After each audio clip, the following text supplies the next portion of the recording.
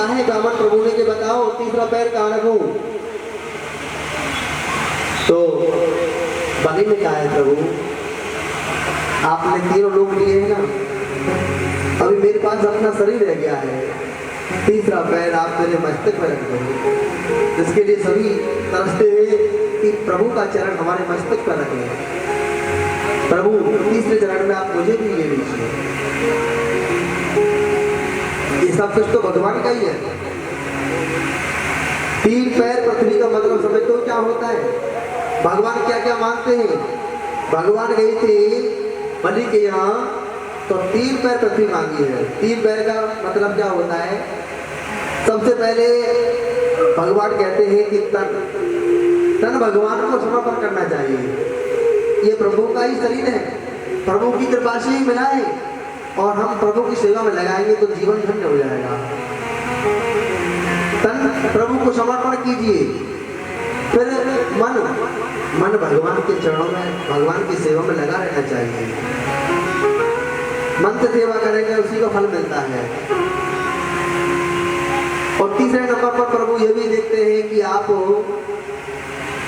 धन भी प्रभु के लिए समर्पण कीजिए, क्योंकि जब तीनों ही सेवाएं करेंगे, तन मन धन तीनों ही प्रभु को समर्पण करेंगे तो सबकी रक्षा गोविंद करेंगे, ठाकुर जी करेंगे। तो प्रभु ने उनके मस्तक पर तीसरा पैर रखा है और इधर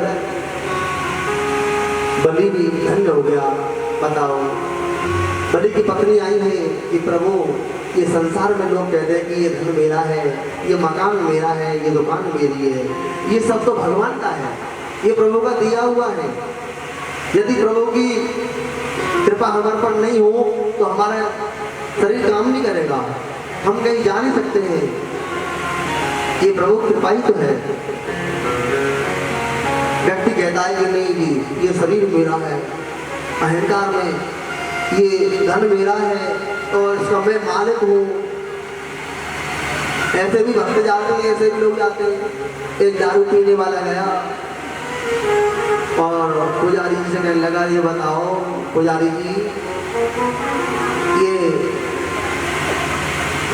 मंदिर बड़ा है या पुजारी जी आप बड़े हो, संसार में बड़ा क्या है बताओ। दीदी करके पहुंच जाते हो, कुछ लग जाते, पुजारी जी ये बताओ पहले ये मंदिर बड़ा है या क्या बड़ा है, या भगवान बड़े हैं या कौन बड़ा है बताओ।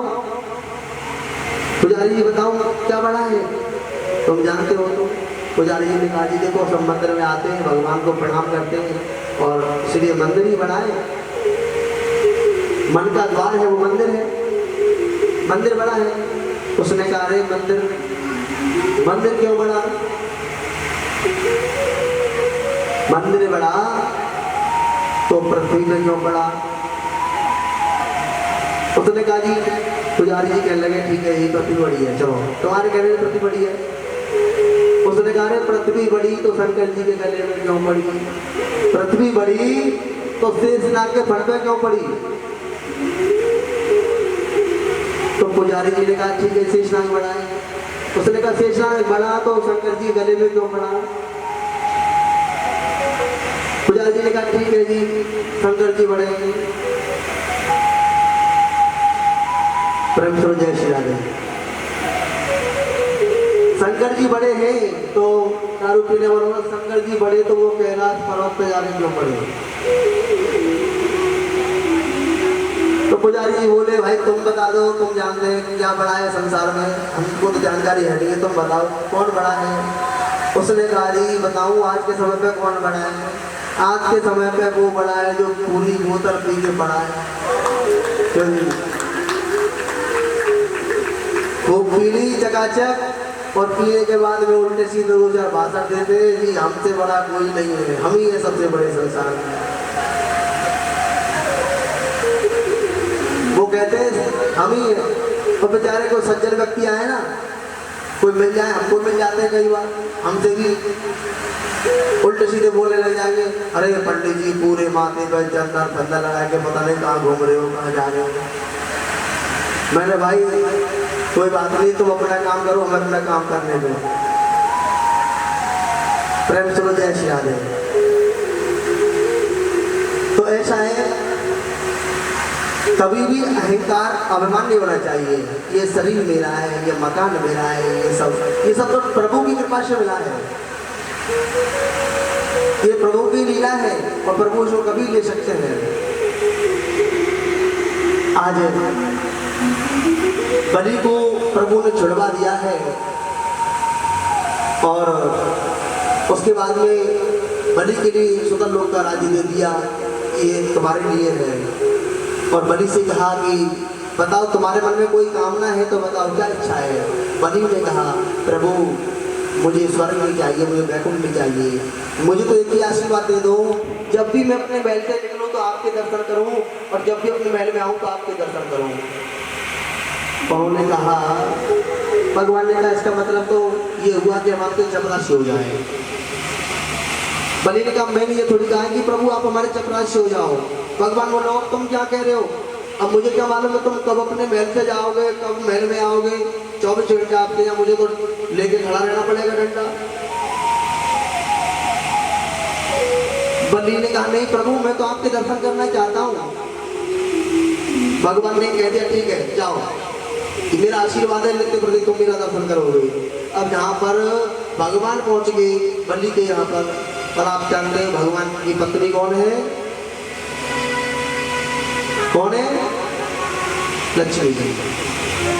लक्ष्मी जी हैं, आप जानते जाओ जहाँ भगवान होंगे लक्ष्मी जी तो वही जाएंगी, वो उनके में रह नहीं सकती है। अब लक्ष्मी जी ने देखा कि भाई मेरे स्वामी वहाँ चले गए सुतन लोक में राजा बलि के यहाँ।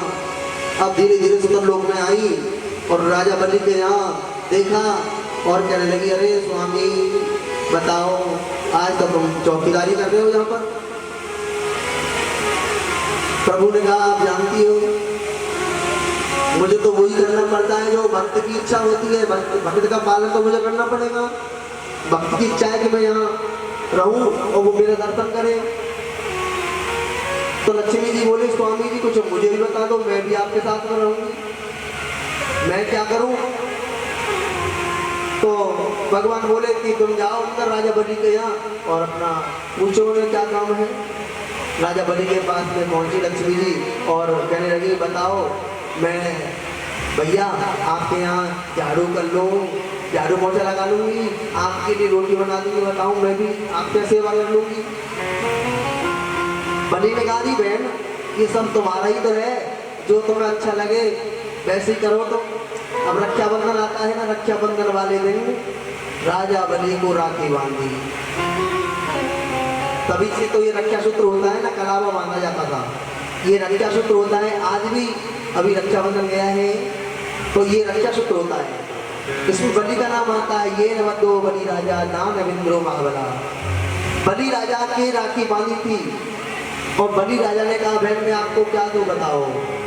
लक्ष्मी जी ने कहा सुनो आपके यहाँ चौकीदारी कर रहे हैं मेरे स्वामी हैं, मैं तो इन्हीं को लेने के लिए आई हूँ, इनको मैं अपने साथ ले जाना चाहती हूँ।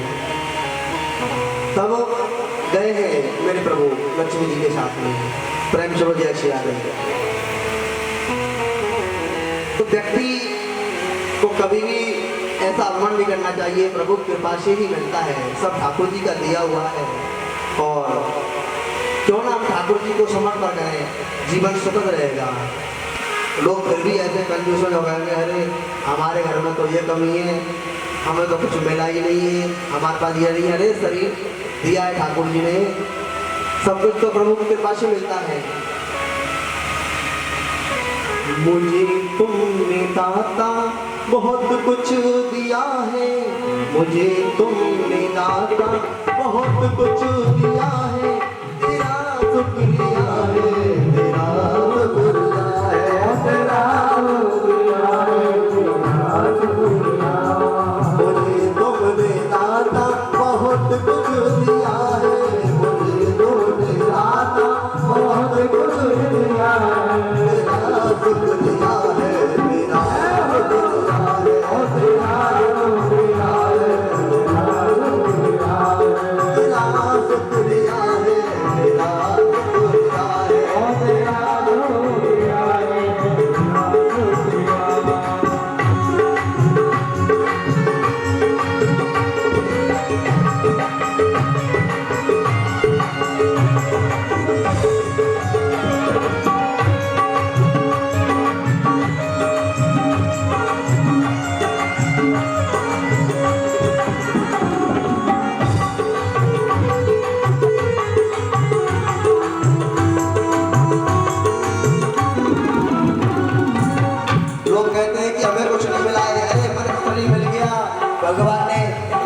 शरीर दिया है और हम प्रभु से प्रार्थना करेंगे प्रभु आपकी कृपा से मिला है। ना मिलती अगर दी हुई दात तेरी, ना मिलती अगर दी हुई दात तेरी, ना मिलती अगर दी हुई दात तेरी, ना मिलती अगर दी हुई दात तेरी, तू जाती जमाने में औकात मेरी, हो जाती जमाने में औकात तेरी, तू जाती जमाने में औकात मेरी, हो जाती जमाने में औकात मेरी। ओ तुम्हें तो जीने के काबिल किया है, तुम्हें तो जीने के काबिल किया है, तेरा शुक्रिया है, तेरा शुक्रिया है, तेरा शुक्रिया है, तेरा शुक्रिया, तेरा शुक्रिया है, तेरा शुक्रिया।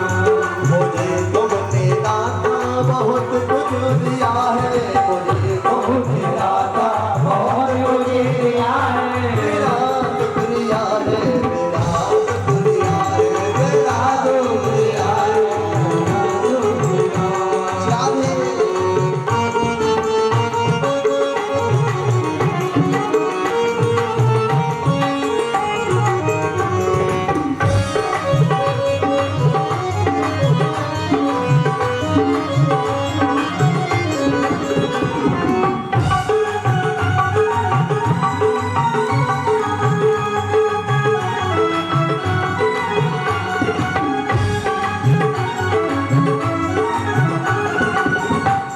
मुझे है सहारा तेरी बंदगी का, मुझे है सहारा तेरी बंदगी का, मुझे है सहारा तेरी बंदगी का, मुझे है सहारा तेरी बंदगी का।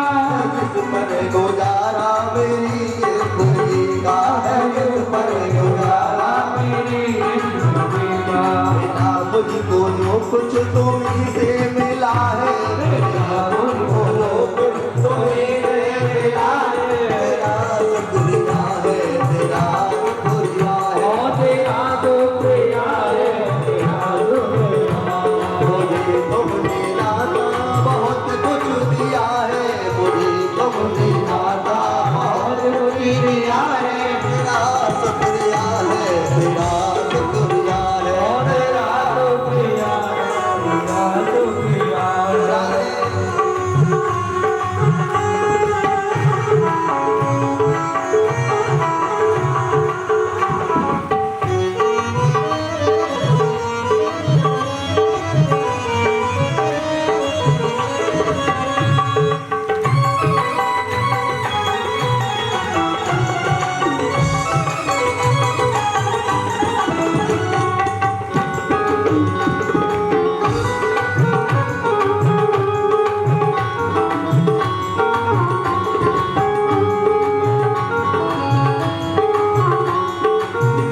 देखो जितना भगवान ने हमें दिया ना उतना हम कर्म नहीं करते हैं।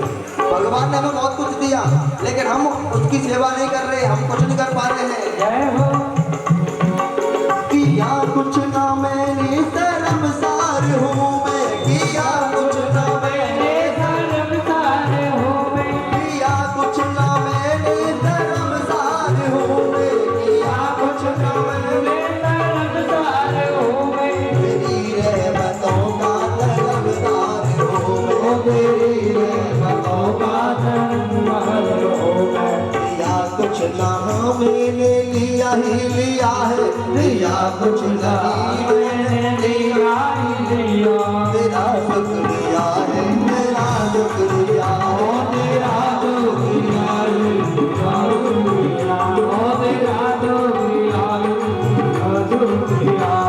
मुझे तुमने दाता बहुत कुछ दिया है, मुझे तुमने दाता बहुत कुछ दिया है, तेरा शुक्रिया है, तेरा शुक्रिया, शुक्रिया शुक्रिया तेरा शुक्रिया है, तेरा शुक्रिया है, तेरा शुक्रिया है, तेरा शुक्रिया है, तेरा शुक्रिया है, तेरा शुक्रिया है, तेरा शुक्रिया है, तेरा शुक्रिया है।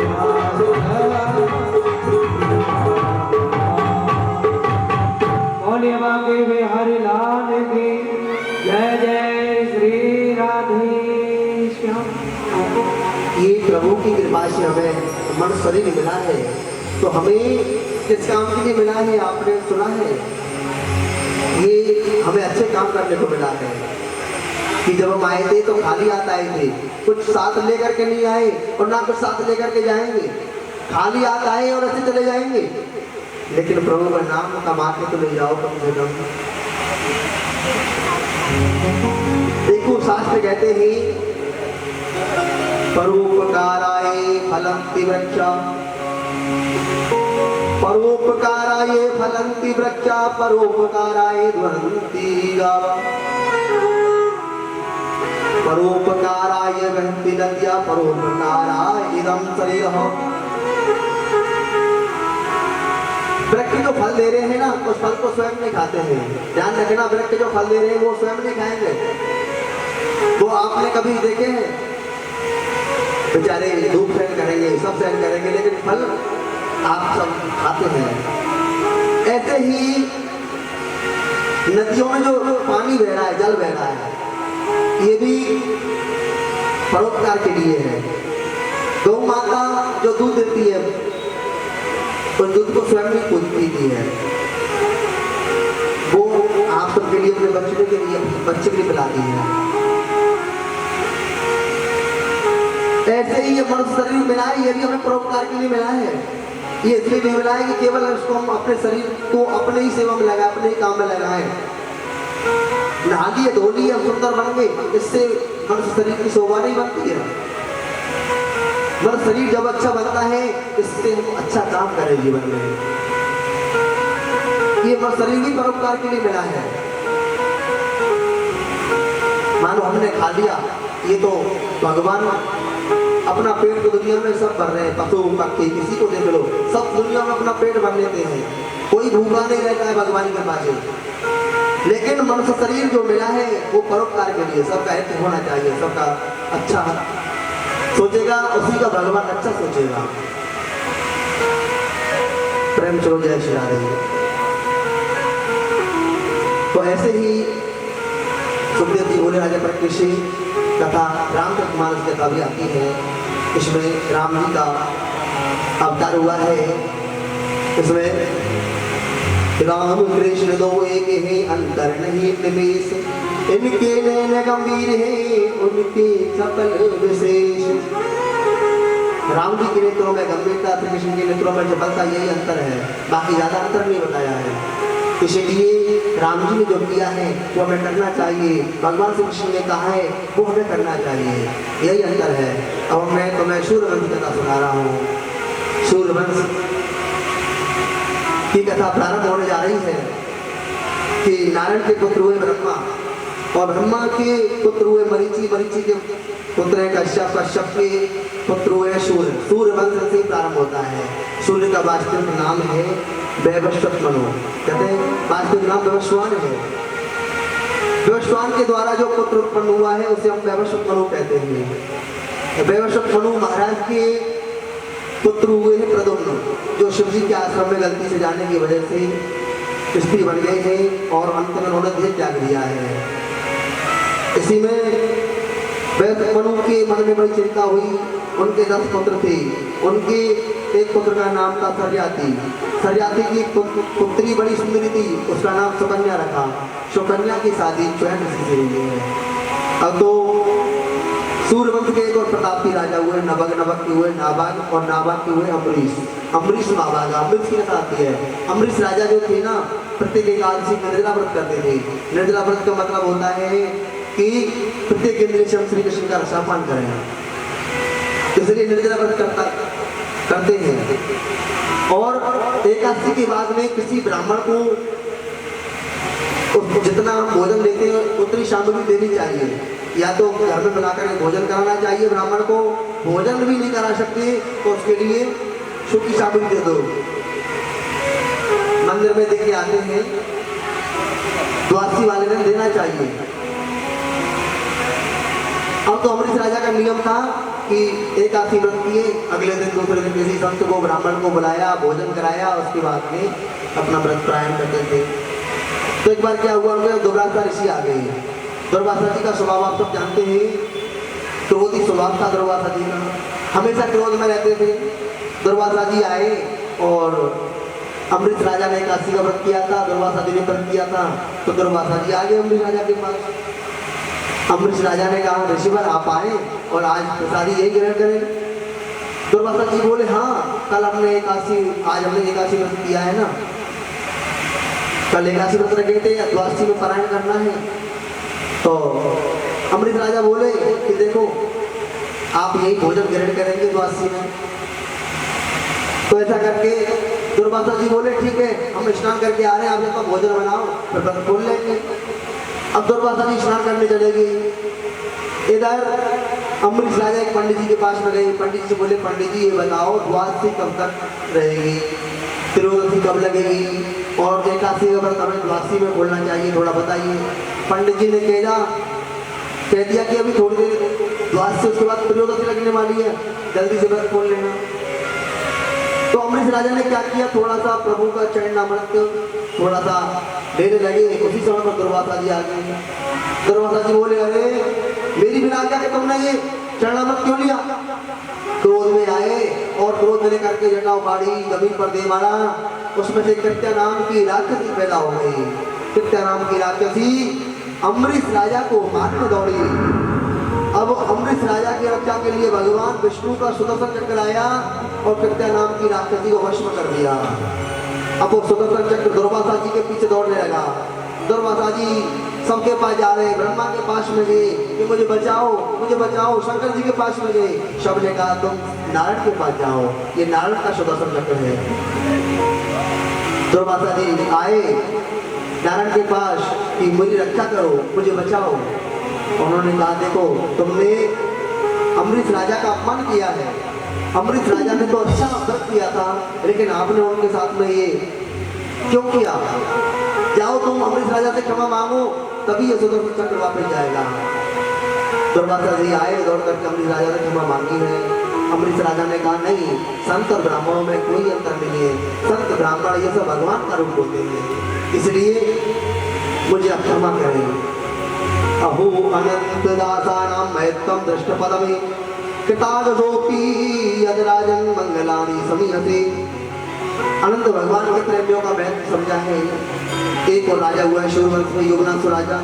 योगनाथ के हुए मानदाता, मानदाता के हुए हैं मुचकुंद, मुचकुंद के पुत्र हुए त्रिबंधन, त्रिबंधन के हुए त्रसंकु, और त्रसंकु के हुए महाराजा हरिश्चंद्र। इसी वंश में एक और राजा बाहुक भी हुए हैं, और बाहुक के पुत्र हुए सगर। सगर की दो पत्नियां थी, सुमिति और केशरी। तो केशरी के हुए असमंजस सुमिति ने एक मांस पिंड को जन्म दिया और उसके क्रोध में आकर के 60,000 टुकड़े कर देते हैं, लेकिन मन शक्ति से वो सब बालक बन गए हैं। आज सगर राजा ने असली यज्ञ किया है। यज्ञ का घोड़ा इंद्र चुरा करके ले गया और इंद्र ने वो घोड़ा कपिल देव जी के आश्रम में बांध दिया है, वहां से चले गए हैं।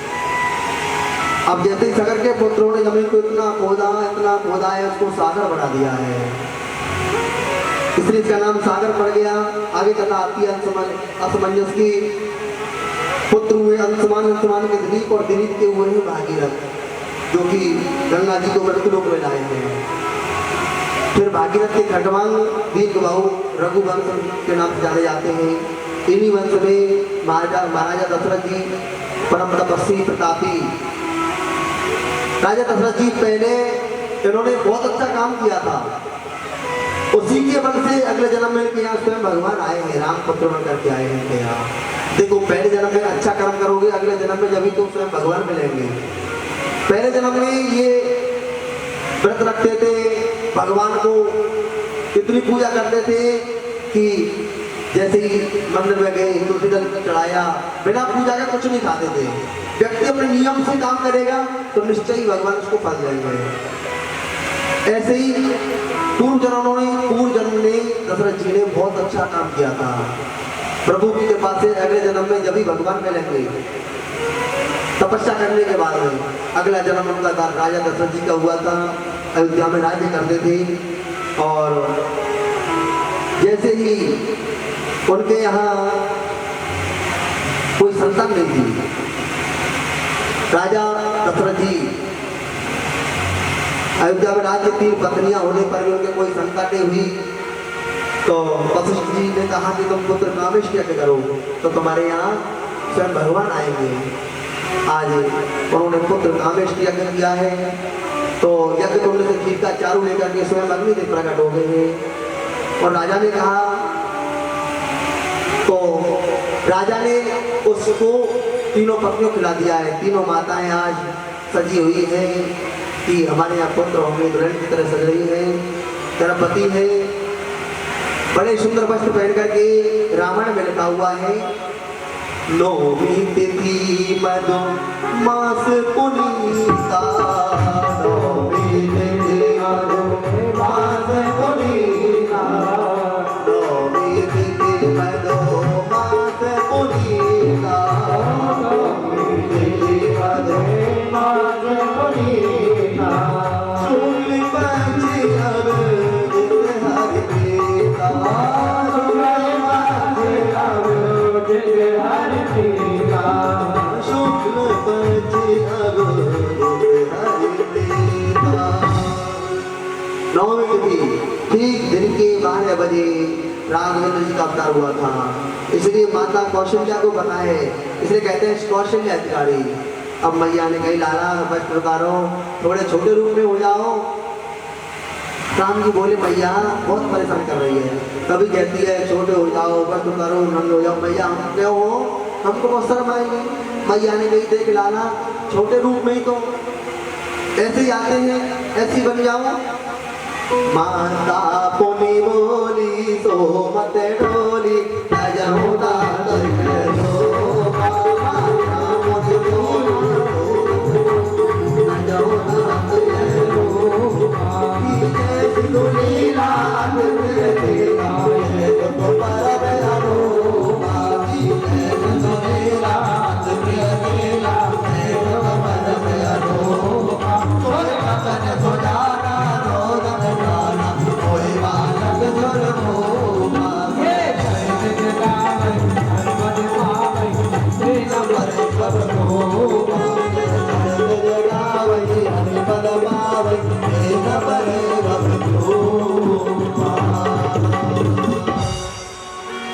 सुनी बच्चा ने सुजाना।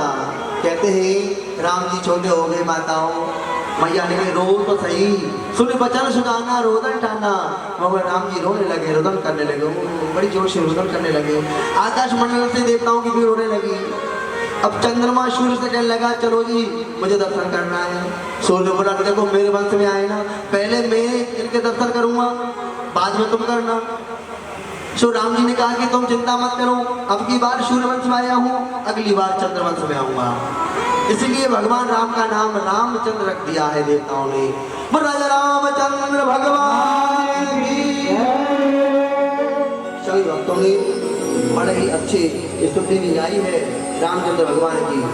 आइए हम और आप भी मिलकर के 2 मिनट स्तुति कर लेते हैं। श्री रामचंद्र कृपाल भजमन हरण भवो में दारुण तब कन्य लोचन पद दारुण अंतर पगन अमित चवनवती रज सोदर पट पीत मानव तन